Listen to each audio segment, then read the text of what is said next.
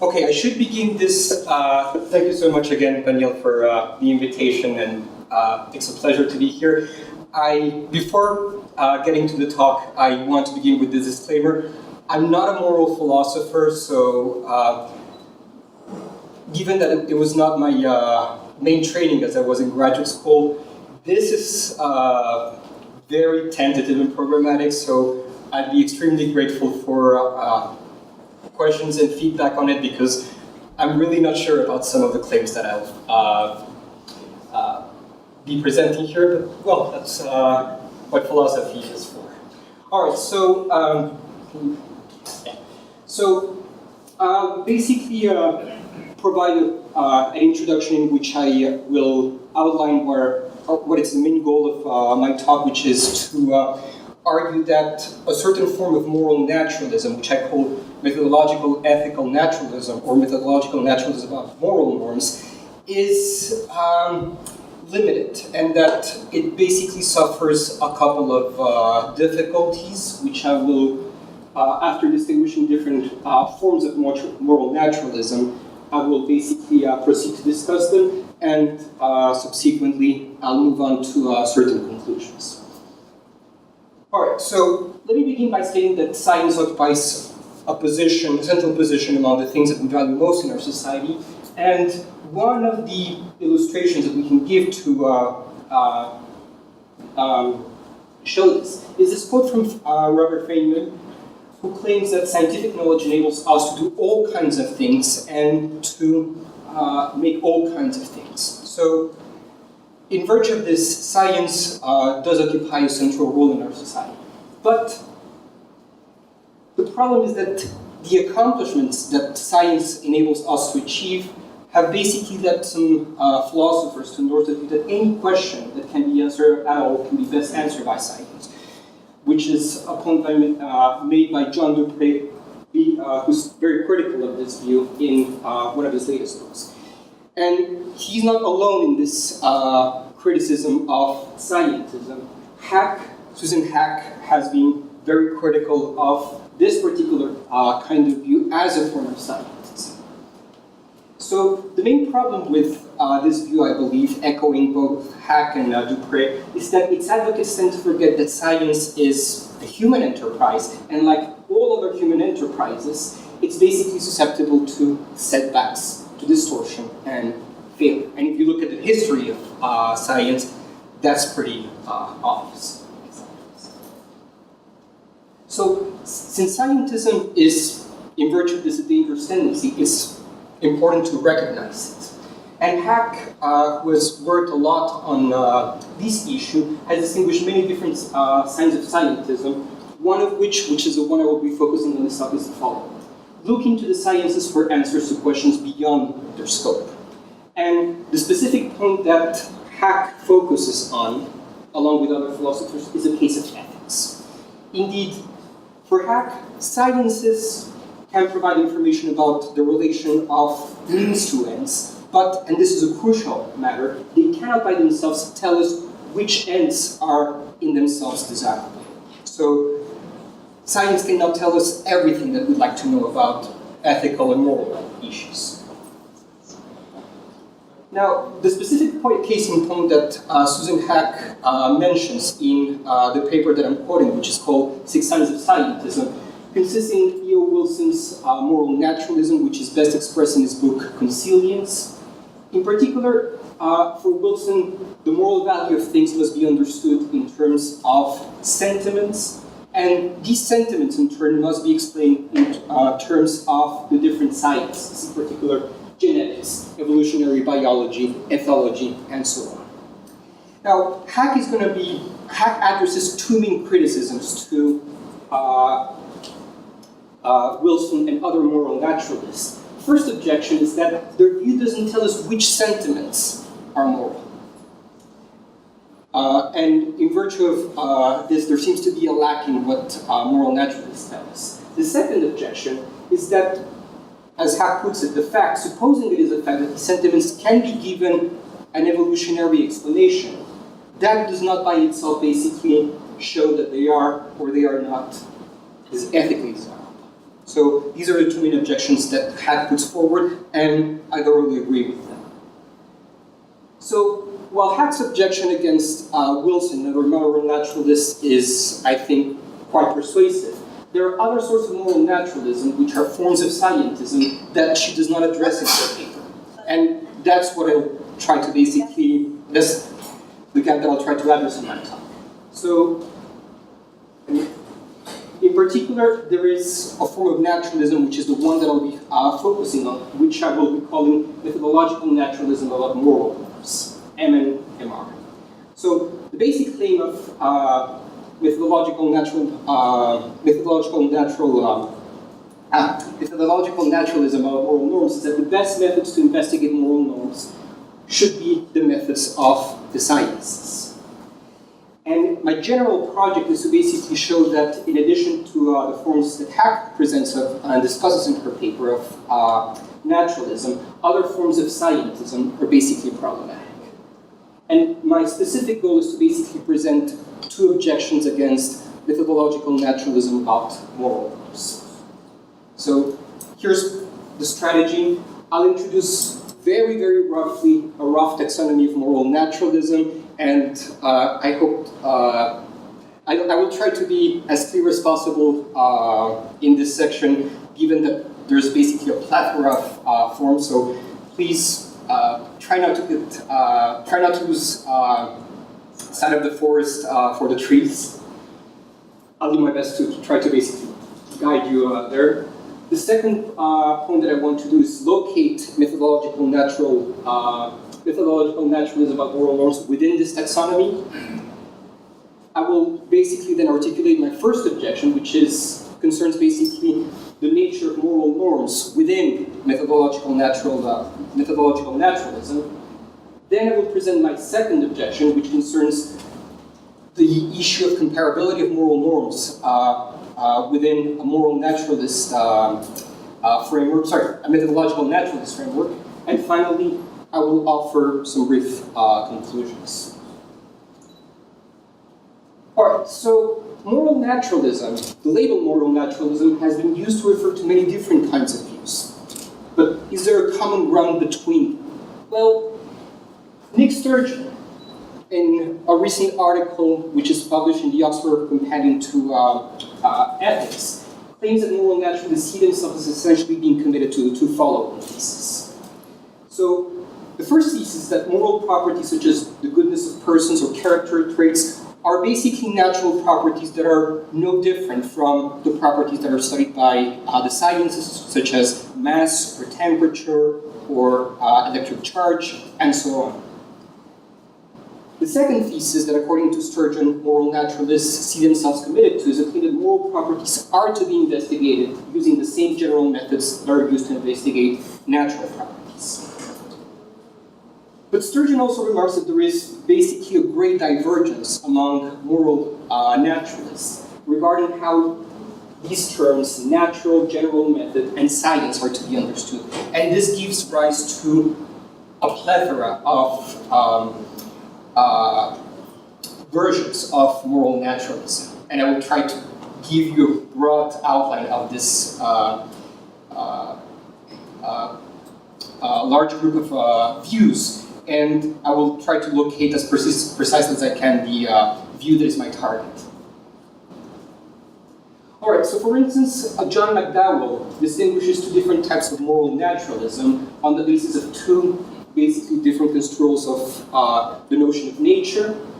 There is on one side what he calls first nature, which corresponds to a notion of what he calls human naturalism, according to which reality, and I quote him here, is exhausted by the natural world in the sense of the world as the natural sciences are capable of revealing it to us. So this is a very extreme and radical form of naturalism. However, McDowell distinguishes another form of naturalism, which is the one that he endorses, that he espouses, which he calls Greek naturalism, because he thinks that the best exposition of this form of naturalism was given by, in particular, Aristotle, according to which reality is exhausted by the natural world, but we must distinguish between first nature, which is mind-independent, and second nature, which is basically the product of human activity.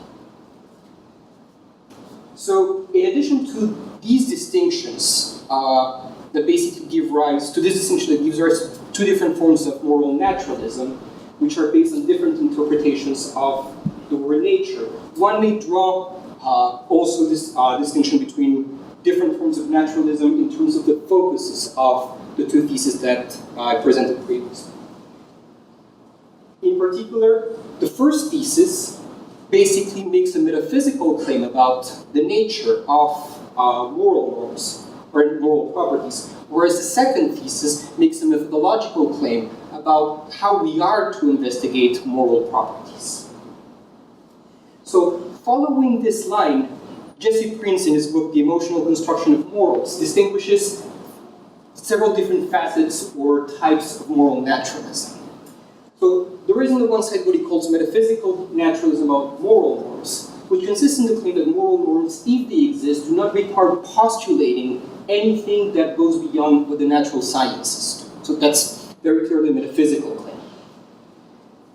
He also distinguishes from that an explanatory naturalism about moral norms, according to which we can ultimately describe how any moral norm is realized by natural entities. So the focus here is not what exists, but rather what we can basically explain. There is also a third type or facet of moral naturalism, which is, he calls methodological naturalism or moral norms, which claims that we should investigate basically norms using all the available empirical resources that science provides us. And finally, there is a fourth kind of, or a fourth facet of moral naturalism that Jesse distinguishes, which he calls transformation naturalism. And the basic thing behind this view is that we should basically investigate moral norms within our current belief system, and as a result, the norms that we currently accept will influence the intuitions about which norms we ought to adopt. Now, this is the one that I'm going to be interested in. So, though Prince endorses all of these forms of naturalism, and this is actually the reason that I'm interested in this third form of moral naturalism, is that he stresses the importance of the methodological form in his book. And here comes a long quote from Jesse. So this is what he tells us in the first chapter of the book. My most obvious, actually, it's introduction. My most obvious commitment is to methodological naturalism. I see philosophy as continuous with science, and believe we should be open to using any methods available when asking questions about the nature of reality. For those of you who have read Quine, this has a very clear, distinctively Quinean flavor. So this emphasis on methodology is also shared by other contemporary moral naturalists. In particular, here's a quote from a recent article from Alex Rosenberg. He tells us that naturalism is a label for the thesis that the tools we should basically use in answering philosophical problems are the methods and findings of mature science. So, again, very clearly methodological claim. So given the importance of methodology for naturalists, as we could basically see from the quotes from Jesse Prince and Alex Rosenberg, I will focus here on the adequacy of methodological naturalism about moral norms, which is basically what is captured by the third thesis that was mentioned in the previous slide. All right, so let me turn to my objections now. So let us basically grant moral naturalism about moral norms. This basically raises the following question. What exactly are moral norms for for moral naturalists?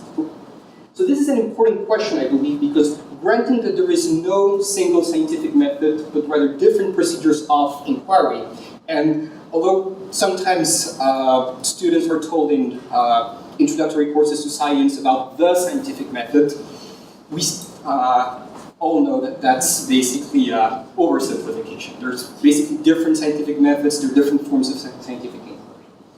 So, given that there are different procedures of scientific inquiry, the answer to this question will determine which procedures of inquiry will be used to investigate moral norms. And this is going to, as I think, raise a difficulty. Why? Methodological naturalism have very different views about the nature of moral norms. For instance, Jesse Prince, in the book that I mentioned, The Emotional Constructions of Morals,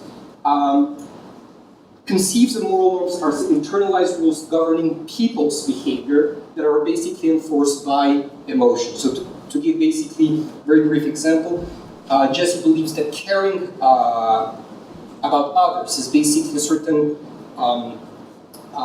rule that we have internalized, which basically is governed by different types of emotions, in particular pleasure and pain. David Kopp, another moral naturalist, maintains that moral norms are basically standards that we make a policy to conform to, and that we want others to conform to in our society. So this is, as you can see, has a slightly different focus than Jesse's proposal. And finally, another example of moral naturalism, which is embodied by Philippa Foot, which is a philosopher that is heavily influenced by the Aristotelian tradition. She claims that moral norms are basically patterns of actions which lead to individuals that follow them to fulfill properly their functions as human beings in flourishing lives, again, within the Aristotelian tradition. So the issue is that depending on which notion of moral norms, you're going to have different procedures of inquiry. In the case of Jesse's proposal, very likely you're going to have experiments to assess how biologically based behaviors are basically grounded on emotions, in particular pain. In the case of David Kopp, who emphasizes basically the importance of conformity within basically social groups, the obvious method to basically investigate moral norms is going to be the construction of models that explain how you can basically, how individuals can construct social groups and develop societies that foster among their members the adoption of certain standards. And finally, in the case of Philippa Foot, given that she characterizes moral norms in terms of patterns of action, well, the obvious method of inquiry is basically a detailed observation of human beings to inquire what is basically their specific function and how it can be best fulfilled, again, within theirs, which is very clearly within the Aristotelian tradition. All right, so granting that there is no scientific method, what empirical procedures should methodological naturalists basically follow? Should they just focus on one? Should they use a plurality? I contend that, and here's the gist of my first argument, that regardless of the answer, methodological naturalists are going to be in a pickle, because they're going to be facing difficulties if they either go for this option or the second one. If they just rely on one method, if they are methodological monists, they're vulnerable to the following objection, which was raised by Paul Feyerabend in his book Against Method. So this is what Feyerabend tells us. The only way of arriving at a useful judgment of what is supposed to be, which is what scientists allegedly do, the correct procedure is to become acquainted with the widest possible range of alternatives. So Feyerabend is telling us that in order to basically try to discover what there is, in order to explain what there is, we have to not just focus on one single method, but rather acquaint us with different possible alternatives, different possible ways of explaining certain phenomena.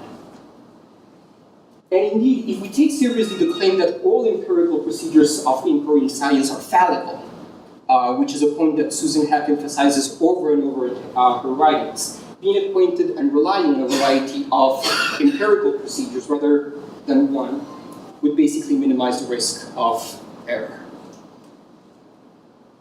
So, on the other hand, if you basically go on the other alternative, methodological pluralists such as Prince are able to dodge that previous difficulty that I mentioned. So, they're not going to be as susceptible to error. But there is another problem that they're going to be facing. And the other difficulty stems from the very adoption of a plurality of methods of inquiry. Why is that? Because some have argued that for methodological pluralism, not only about moral norms, but about any kind of domain, not to degenerate into a form of anarchism, it must be constrained by the following principle. This is a quote from a Swedish philosopher, Hansen, who has written about the nature of methodological pluralism. He tells us that methodological pluralism is only meaningful if there is a reasonable agreement about the problems that the different methods will be combined to solve. So, in order not to have anarchy, there must be a substantial agreement on what the nature of the problem that we're trying to basically address and solve. Now, my question is there such an agreement between moral naturalists among, in particular among methodological naturalists, about moral norms? And my answer, as you can guess, is basically that it's not going to be the case. Why? Because at first sight, this appears to be the case in the methods that they use to basically investigate, aim at revealing what is basically the nature of moral norms. But this agreement is basically superficial, I believe, because there are deep divergences between moral naturalists on what moral norms are. So, for instance, Jesse Prince takes them to be internalized rules governing people's behavior and enforced by emotions. But other people, like for instance Richard Joyce, think of moral norms as essentially fictions that, in virtue of natural selection, we construct and adhere to for a variety of purposes. For instance, for making society more harmonious, for not gouging each other's eyes.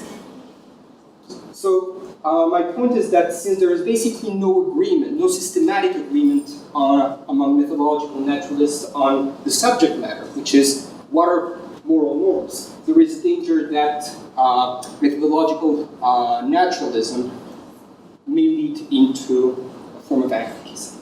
So that's my first argument. This is my second argument. So let us grant, again, moral naturalism, methodological naturalism. If we are to basically use the methods of sciences to investigate what moral norms are, we should keep in mind the following, which is a very important issue in science, actually a very important methodological issue. The methods of science have a quantitative function. When we do science, we aim to quantify, we aim to measure, we aim to compare in some way or another.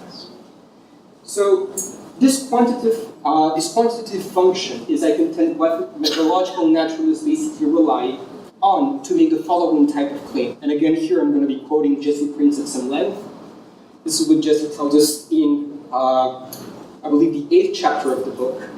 I believe that moral progress is possible, but I don't think we can succeed in moving forward by stepping outside our current values and weighing alternatives. We must always assess progress from the inside. In this respect, morality is no different from science. Again, very Quinian view. But focus on this thing, moral progress. What does it mean to basically be able to say that there is moral progress over time? Well, moral progress would not make sense without being able to measure, or at least basically compare different moral norms. Otherwise, there's basically no sense in saying that our society now, and the moral norms that govern our society now, are basically better than the ones that existed, say, 2,000 years ago.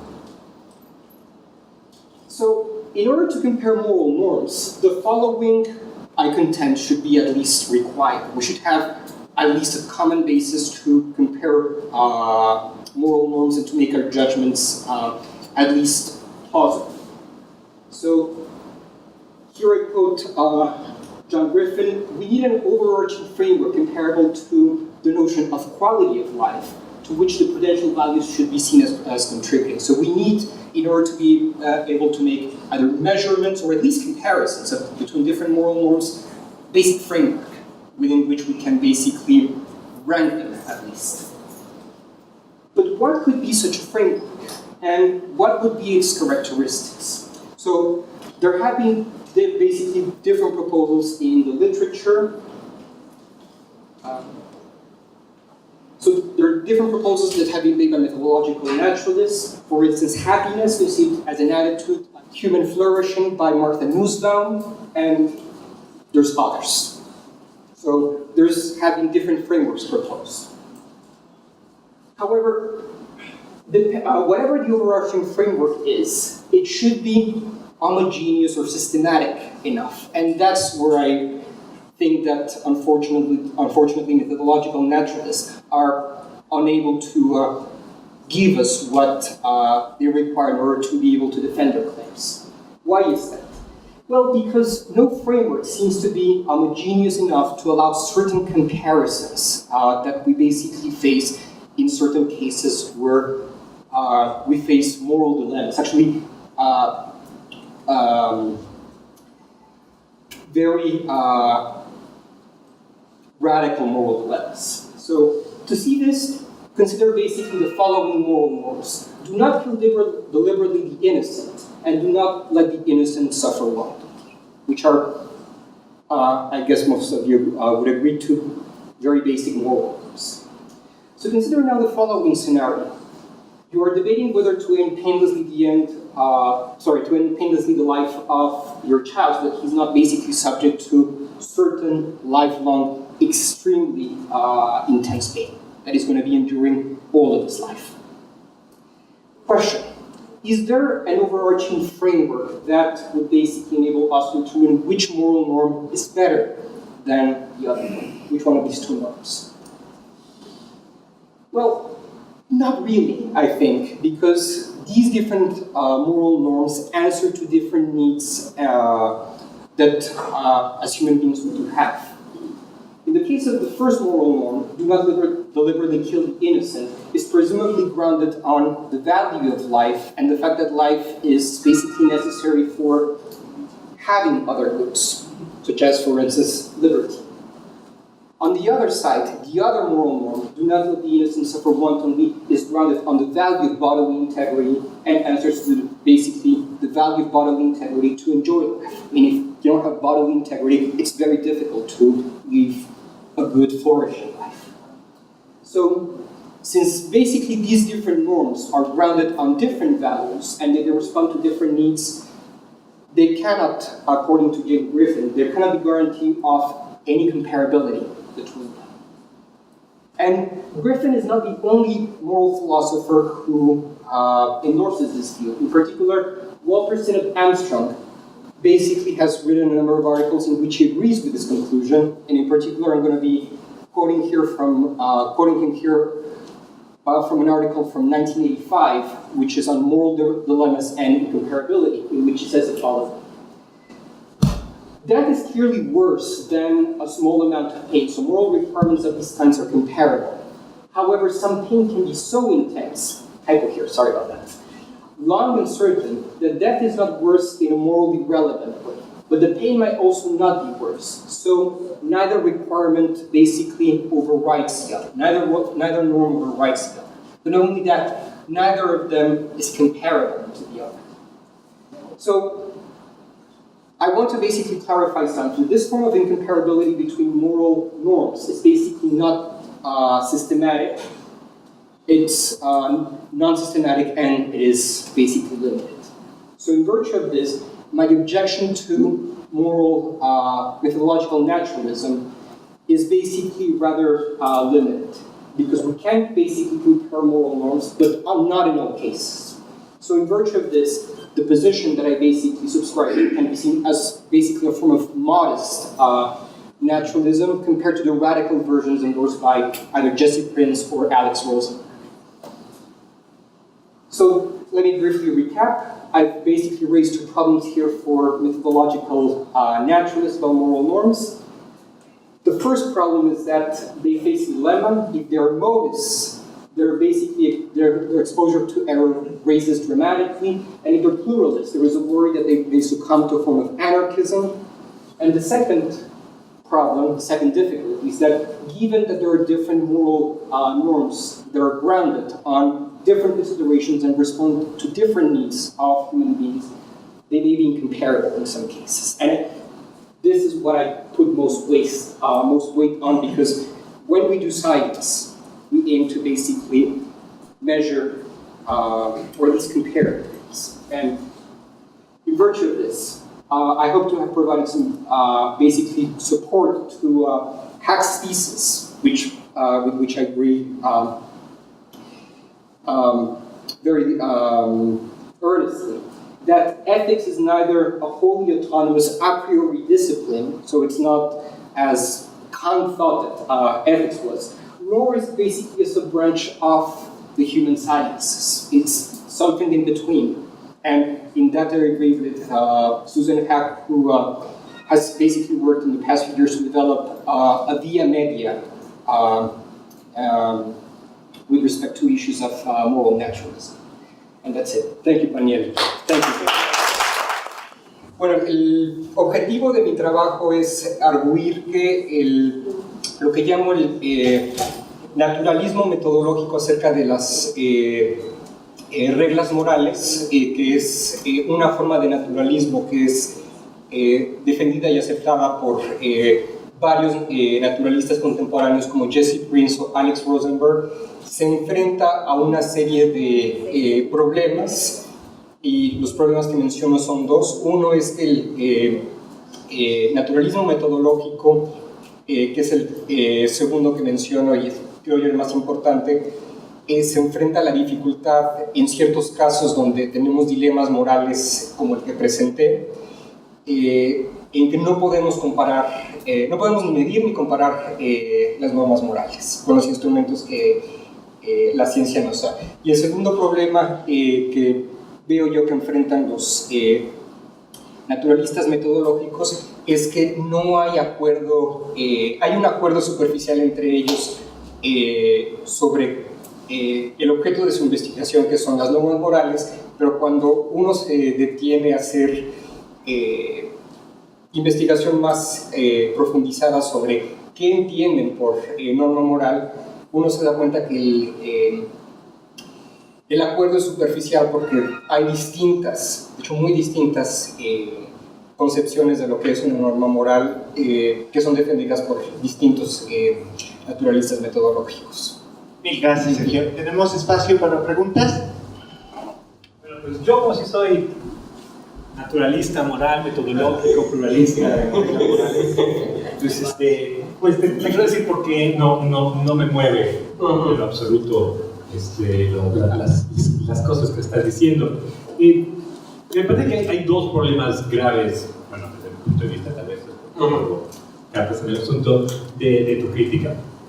El primero es que las tesis de filosofía y la ciencia sobre las que te basas me parece que son demasiado, le pones restricciones demasiado fuertes a una naturalización de un área.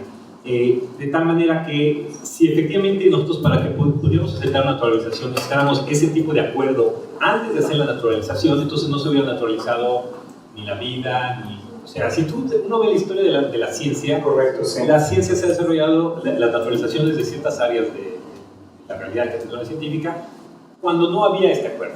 Entonces, que me digas que los que estamos naturalizando la ética no estamos de acuerdo acerca de cómo hay que hacerlo, qué es lo que va a ser relevante, cómo es la naturaleza del fenómeno que estamos estudiando, te podemos decir, por eso estamos haciendo el trabajo. No, o sea, tal vez el ideal es que nos lleguemos a este acuerdo, pero también lo que sabemos es que el acuerdo al que lleguemos probablemente no va a ser en los términos en los que se hacían las preguntas antes de que se haga la actualización. Entonces, si tú me dices todos estos problemas, sí, yo ya sé que Prince está haciendo sus cosas para ahí, yo está haciendo sus cosas para allá, y eso no me preocupa. ¿Por qué? Porque lo que me preocuparía es que cada una de estas maneras de abordar el problema sí no estuviera bien definido. Pero por lo menos tú nos has dicho, cada una de estas áreas está definiendo, y si al fin de cuentas todas juntas no es lo que no van a terminar haciendo una sola, lo que llamamos ética, pues me parece que eso no es un problema para la naturalización. La segunda es respecto a la segunda crítica, porque me parece que tú mueves tu objetivo a lo conforme vas argumentando, ¿no? Entonces, primero empiezas con una cosa muy general, que es el naturalismo metodológico respecto a las normas morales, pluralista, y después empiezas a ponerle compromisos que me parece que no has justificado, ¿no? Y terminas con una cosa muy, muy fuerte, como la idea de que para poder ser naturalista metodológico respecto a las normas morales pluralista, tendrías que aceptar que debe de haber una comparación de... Por lo menos, exactamente, y eso requeriría que tú estuvieras comprometido con un realismo que claramente no todos los naturalistas están conocidos, con una manera de entender comparabilidad que es muy rara, porque en la cita de Scott Anderson, ¿cómo se llama? Sí. ahí la de Sinot Armstrong. Sí. Dices cosas muy raras como, ahí Anderson está hablando acerca del resultado de comparar reglas, y después tú terminas diciendo, eso significa que no se pueden comparar. Pero lo que está diciendo ahí Sinot Armstrong es que sí se pueden comparar y que el resultado de comparar a veces puede ser que sean equivalentes. Y tú de eso pasas a que por lo tanto se pueden comparar. Y bueno, entonces ese tipo de cosas son las que me preocupan, de que al final no estés combatiendo un muñeco de paja sobre la naturaleza. Muchísimas gracias, Axel. Mi objetivo aquí es básicamente una crítica a una versión extrema de un naturalismo ahí metodológico que tiene en el trasfondo un corte realmente reductivista. Y como quizás debía haber enfatizado eso más al final de la charla, creo yo que hay una versión del naturalismo que puede ser defendida, pero no de la manera radical como lo hacen Prince o Rosenberg, que quieren naturalizar todo y reducir todo a propiedades naturales. Creo yo que esa empresa tiene algunos problemas, quizás no de fondo, pero por lo menos de detalle, como intenté mostrar en la charla. Y bueno, con respecto al quizás debí de haber enfatizado eso más. Mi ataque no es contra el naturalismo metodológico global, sino contra la forma radical que defienden Jesse Prince y Alex Rosenberg.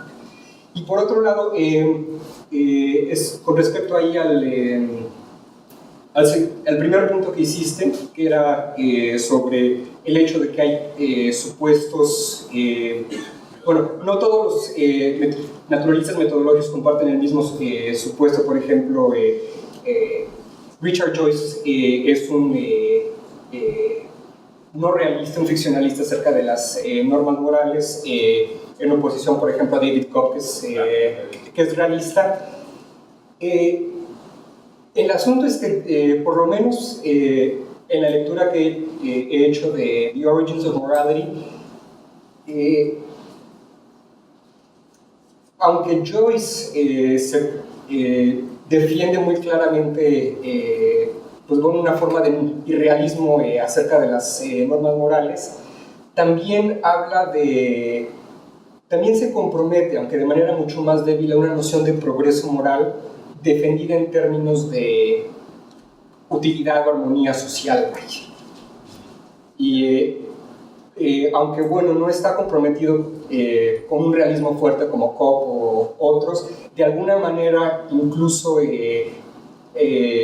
alguien como Joyce no acaba en un relativismo ahí desquiciado, sino que de acuerdo con él sí hay manera de rankear, de ordenar normas morales, aunque no tenga el mismo no tenga la misma fuerza y los mismos las mismas bases que tendrían una propuesta como la de David Cobb. Es realmente sí. Tú mencionaste hace rato que el valor moral viene de los sentimientos. Es una de las propuestas, es una de las propuestas, no es... Bueno, es que a mí lo que me... Bueno, yo tenía la duda de si son sentimientos, obviamente se puede reducir a cierto proceso químico del cerebro, ¿no? O sea, se podría desarrollar en un futuro una pastilla de moral, de valor moral, para infligir ciertos sentimientos a una persona. ¿O a qué te refieres con eso de que el valor moral viene de los sentimientos? Bueno, esta propuesta que es...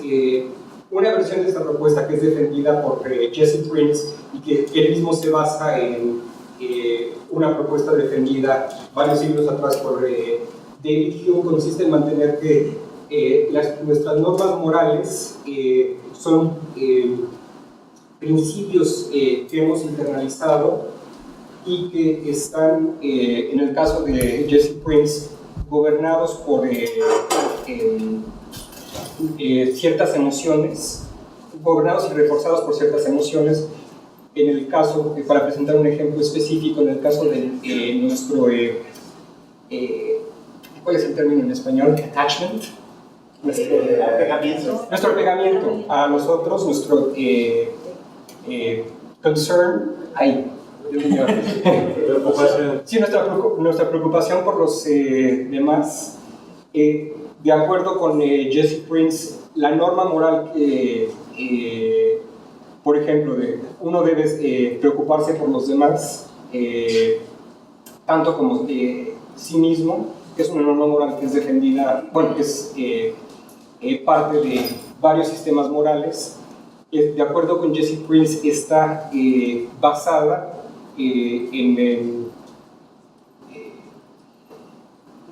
emociones que tenemos que nos producen, por ejemplo, placer cuando nos atenemos a la norma moral, cuando seguimos la norma moral, y dolor o falta de satisfacción cuando violamos la norma moral. Hay muchos más detalles, pero eso es básicamente la propuesta de Jesse Prince, que se basa a su vez en la obra de Hume.